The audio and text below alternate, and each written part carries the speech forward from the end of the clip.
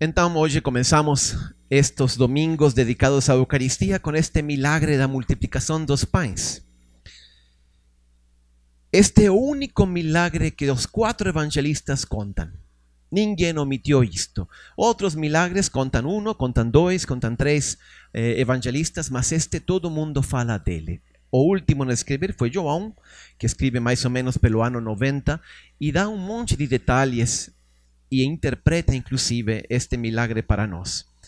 Vamos ver o que aconteceu. Primeiro, Jesus estava pregando, tinha acontecido aquela pregação das bem-aventuranças, etc. E aí ele vê que tinha uma multidão muito grande de gente e sente compaixão.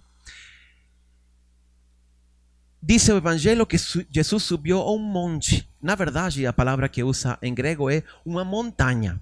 Agora, se você é um judeu do século I e conhece as escrituras como eles conheciam, e você vê que Jesus está subindo uma montanha e que ele dá pão e alimenta e multiplica o pão para todos, ¿en quem pensa?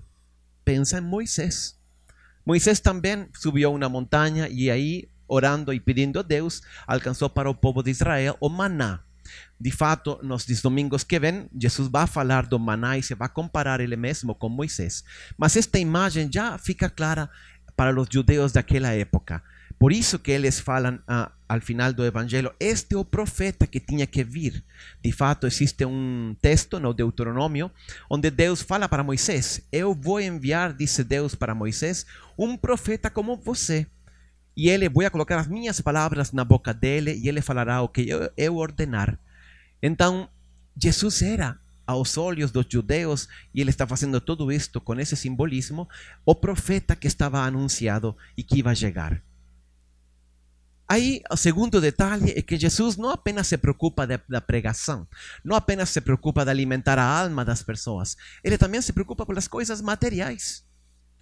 Incrível, às vezes nós pensamos que Deus sirve só para um consolo espiritual. Deus só me fortalece quando nos momentos de dificuldade eu vou à igreja e aí encontro o consolo de Deus. Tudo bem, isso também. Mas Deus nos ajuda nas coisas práticas da vida. O mesmo Jesus falou no Sermão do Monte, aqui mesmo, um pouco antes, que não tínhamos que preocupar-nos por que vestir e por que comer, porque o Pai do céu, palavras de Jesus, sabe bem que nós temos necessidade dessas coisas. Aí vocês estarão pensando, padre, mas então, por que ele de fato não se ocupa da gente? Então, eu acho que Jesus sim se ocupa de nós, mas nós temos que ser também boas ovelhas de Jesus. Não todo mundo é ovelha de Jesus. Não porque você vem na missa é ovelha de Jesus. Para ser ovelha de Jesus, você tem que, como dizia Jesus, as minhas ovelhas escutam a minha voz e me seguem. É seguir, escutar e seguir a vontade de Deus na nossa própria vida. Aí ele se ocupa de nós. Aí ele vai cuidar de nossas necessidades, não apenas espirituais, como estamos vendo, também ele sabe que nós temos necessidades materiais. Mas necessidades, não caprichos.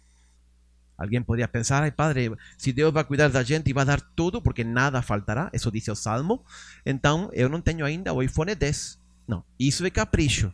Você se vira com o iPhone. Mas Deus vai cuidar das necessidades de você. Se você é fiel a Ele. Hoje de manhã, inclusive, preguei em outra missa. E uma senhora se aproximou a falar comigo. Tinha um grande problema. E tinha 2 opções. Dizia, padre, ou eu faço o certo e eu não sei o que vai acontecer. Ou eu pego este outro caminho. Mas eu sei que não está certo. Mas é a única solução que eu tenho agora. E eu falava, não. Você tem que ser fiel a Deus. Deixe, confie. Ele vai cuidar de você. Aí ela foi embora. Estamos rezando para que Deus cuide dela. Mas, de fato, é assim. Se nós somos fiéis a Ele. Agora, aí ele pergunta para Felipe. Outra coisa incrível. Ele sabe muito bem o que vai fazer. Ele podia estolar os dedos e fazer aparecer todo o pão. Mas não faça assim. Ele pergunta para Felipe. O que vamos fazer? Felipe, como bom matemático, começa a calcular imediatamente e diz, 200 denários não bastariam para dar de comer a toda esta multidão. Um denário era o salário de um dia de trabalho. 200 denários são 6 meses e meio de salário. Era muita coisa e era muita gente. Mas aí Andrés faz um comentário absolutamente ingênuo, mas lleno de confiança. Adoro este comentario de André y ele dice: Senhor, aqui tem rapaz que tem 5 pães e 2 peixes. Mas que é isto para tanto? Não importa. O que nós temos, o pouco que nós temos, nós colocamos nas mãos de Deus.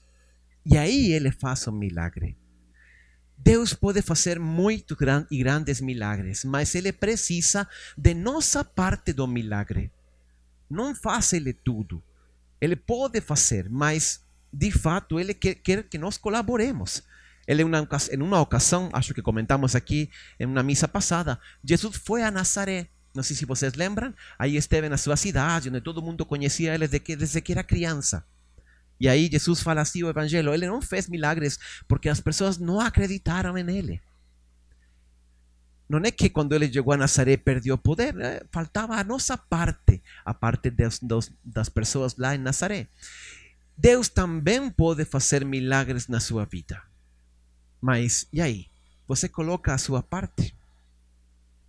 Essa é a grande pergunta. Nós confiamos em Deus realmente e nós colocamos sempre nossa parte para Ele fazer esse milagre. Olha o recorrido que faz o pão. Parte das mãos da multidão, vai para as mãos dos apóstolos, aí vai para as mãos de Jesus, ele abençoa esse pão e volta. Vai para as mãos dos apóstolos e aí depois se distribui na multidão. E em algum momento de todo esse recorrido, aquele pão se multiplicou. Ninguém sabe como. Não foi uma coisa ostentosa, uma coisa maravilhosa que todo mundo ficou com uma luz aí nos olhos. Não, foi algo muito discreto. Inclusive, se não tivessem recolhido os pães ao final, talvez nem tivessem percebido que tinha acontecido um milagre. É assim que os milagres muitas vezes acontecem na nossa própria vida. Mas insisto, Deus precisa que nós coloquemos a nossa parte do milagre. Uma mãe falava com sua filha que estava na catequesis e perguntou para ela como foi a catequesis. E aí a menina falou assim: foi muito bem, hoje fizemos um milagre. Perguntou a mãe: um milagre? Como é isso? O que aconteceu? Sim, é que a catequesis da uma moça que ela não pode fazer nada sozinho, conta a menina. Ela só fala e ri e está sempre sentada em uma cadeira de rodas. Falou a mãe: e então, o que aconteceu? Então resulta que estava aí ela dando a catequesis falando dos milagres de Jesus. E nós falamos para ela: não é verdade que Jesus faz milagre. Porque se Jesus fizesse milagres, teria feito um milagre para você. E ela falou: não, Jesus fez um milagre, faz um milagre para mim. E todas as meninas perguntaram: qual é o milagre, como foi? Queriam saber como era o milagre que Deus tinha feito para ela. E ela falou assim: Deus faz um milagre para mim toda quarta-feira. Porque toda quarta-feira eu venho aqui com vocês. E vocês me dão um passeio pelo parque na minha cadeira de rodas. Então vocês fazem um milagre comigo. Então, mãe, hoje fizemos um milagre. E então a mãe respondeu: muito bem, e você gostou? Adorei, eu quero fazer muitos milagres. Agora sou pequenina, vou fazer milagres pequenos. Mas quando eu seja mais velha, eu vou fazer milagres grandes. Falou a mãe: e você acha que a vida é um milagre? E ela responde: não, a vida é para fazer milagres. Isso é verdade. Esta é uma novela, não é uma história real, mas isso é verdade. A vida é para fazer milagres, mas precisa de nossa parte do milagre. Deus precisa de nós. Aqui, hoje que falamos da multiplicação dos pães, como não pensar em tantas pessoas que passam fome e em tantas toneladas de comidas que se desperdiçam todo dia? Falta talvez alguém que faça esse milagre.